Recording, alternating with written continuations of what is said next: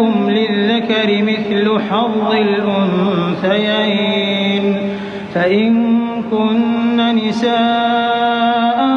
فوق 2 فلهن ثلثا ما ترك وإن كانت واحدة فلها النصف ولأبويه لكل واحد منهما السدس مما ترك إن كان له ولد فإن لم يكن له ولد وورثه أبواه فلأمه الثلث فإن كان له إخوة فلأمه السدس من بعد وصية